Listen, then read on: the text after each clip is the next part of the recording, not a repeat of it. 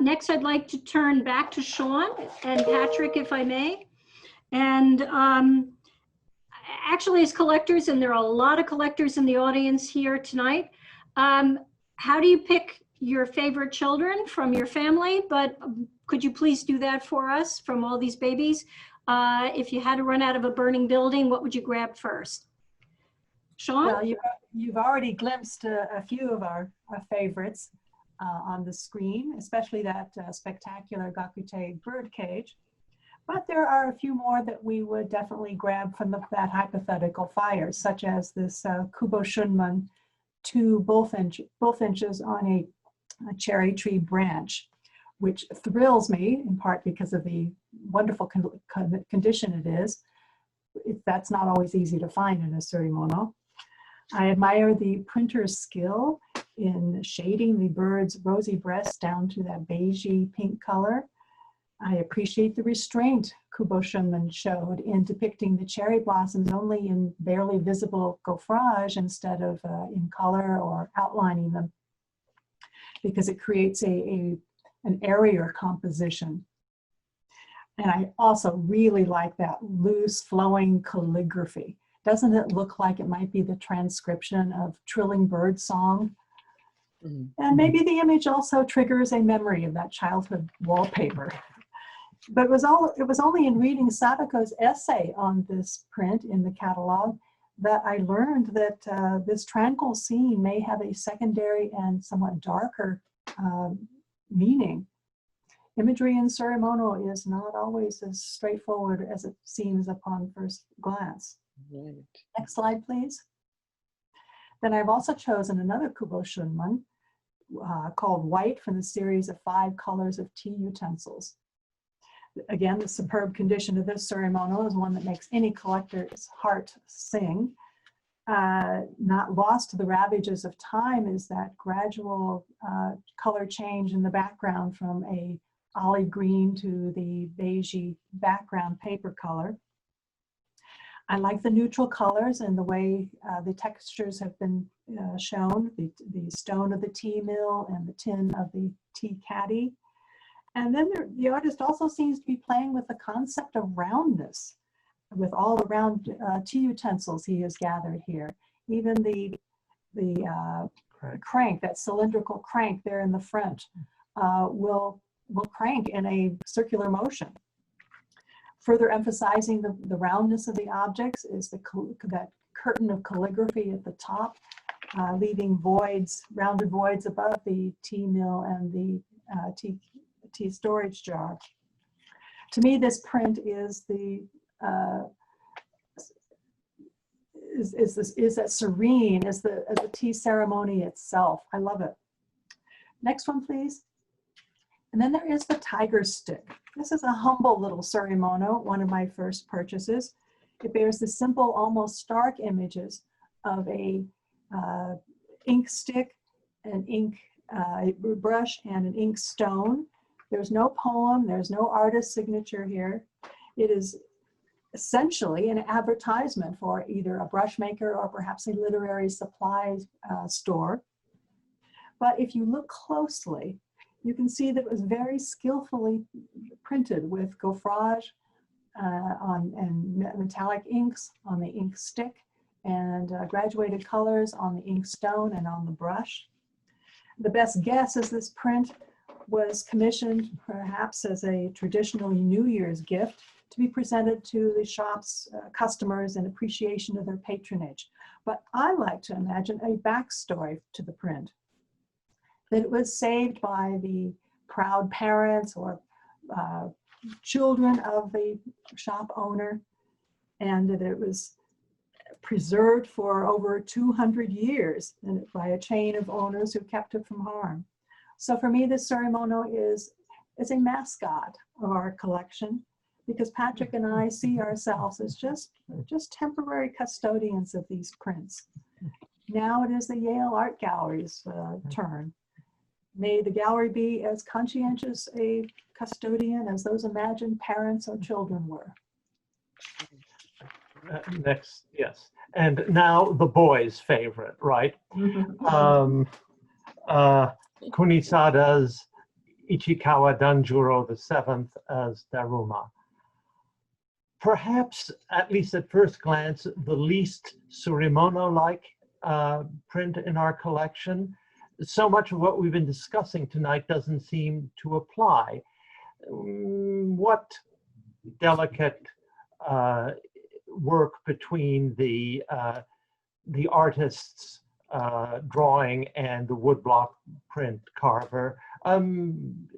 Is there really anything mysterious about the meaning here? In fact, you might even ask, is this even a woodblock print? Doesn't it look so much more like a sumie ink painting with the brush freshly dipped in black ink outlining the cowl and the robe? But of course, it is a Surimono print, and a pretty much in-your-face one, representing the famous actor Danjuro VII, and about to do one of those absolutely wonderful things that kabuki stars do, which is screw up their faces and then stare cross-eyed at the audience. And the audience goes wild. And when we lived in Japan, we also went wild at this when we saw not Danjuro VII, but his then successor, Danjuro XII, do exactly that. Now, of course, it is a Surimono, which means there's a lot more going on in there than meets the untrained eye. But since I don't want to keep you here all night, I will just suggest that you go look at the catalog and see what Adam has to say about that. Thank you. Terrific, Patrick. We share many passions, including this glorious Surimono. And thank you, Shawn. But I want to ask you another question, which is even more relevant. Why Yale? Why did you decide to endow Yale with these amazing treasures that you have carefully and seriously acquired over 4 decades, and choose to give this to this academic nested museum? Well, there are really 3 reasons. Serendipity, considering the alternatives, and competence. On serendipity, I went to Yale undergraduate, graduated in 1970. This year would have been my 50th reunion. And I had a wonderful time there, and Yale has been on our charitable giving list from the beginning. Considering the alternatives, we had seen other collections which we had greatly admired, sold at auction at the death of the collectors. And it seemed to us that it was almost as if the collections had never existed. All that love, that attention, that scholarship going in it, and we decided we didn't want to have that happen to ours. And finally, competence. It seemed to us that Yale really was uniquely qualified not only to profit from the collection, but to use it in creative ways.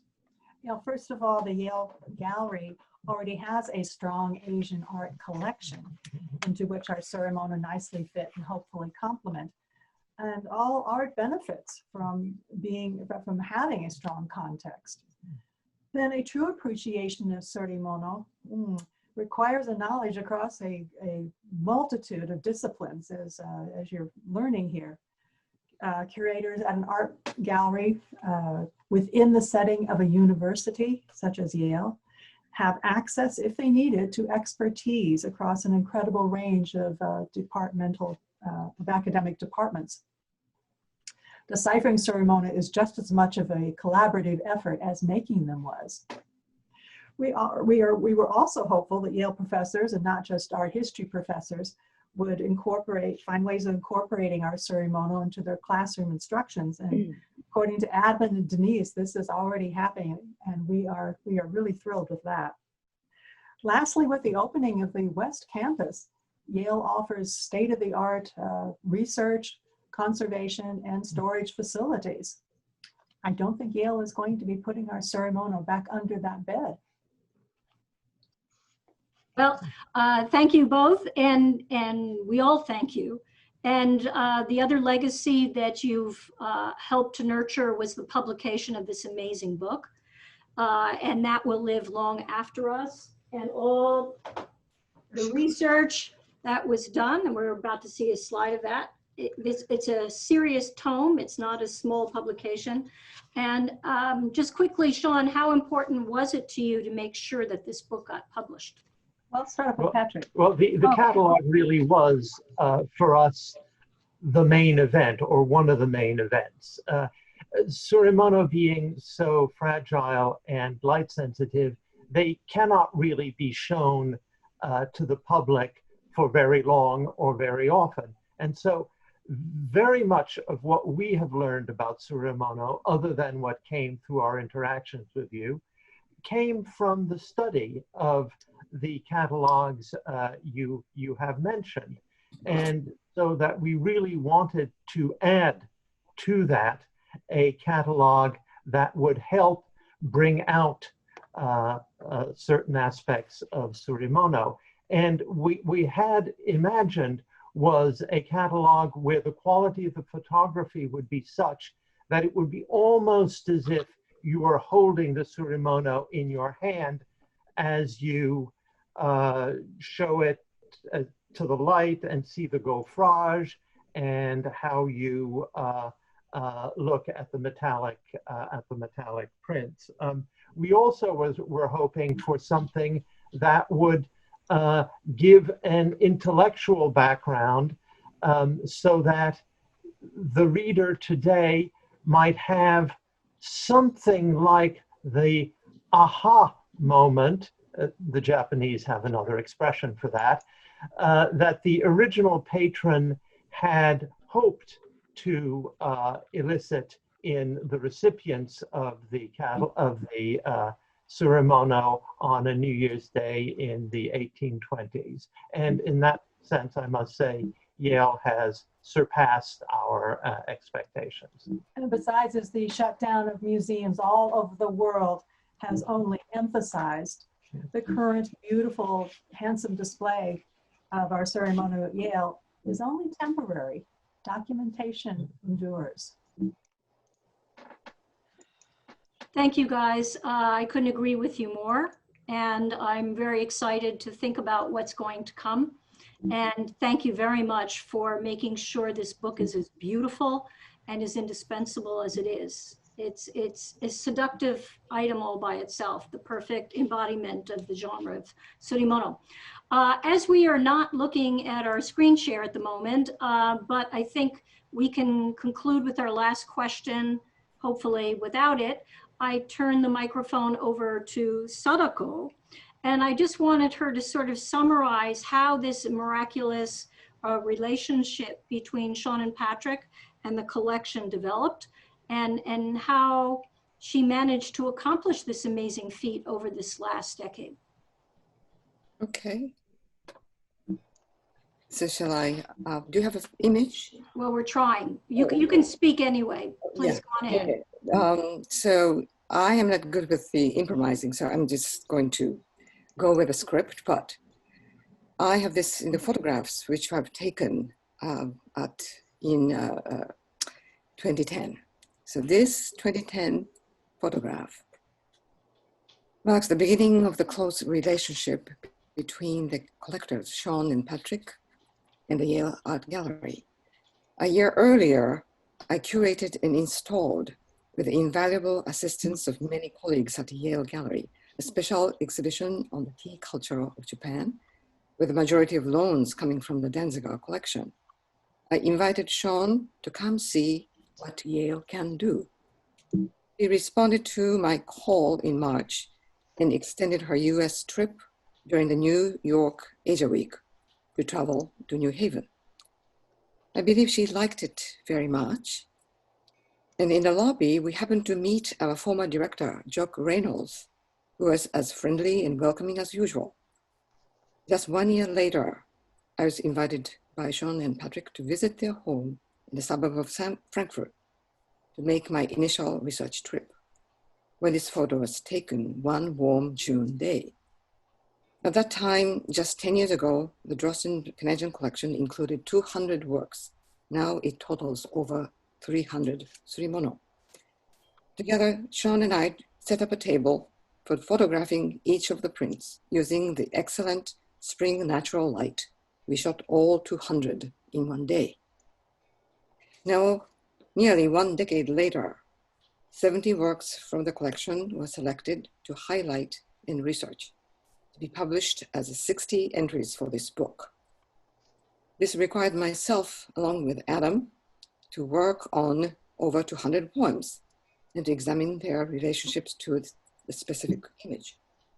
It has been my great fortune to find Adam, and his contribution to this daunting project has been immeasurable. Thank you, Adam.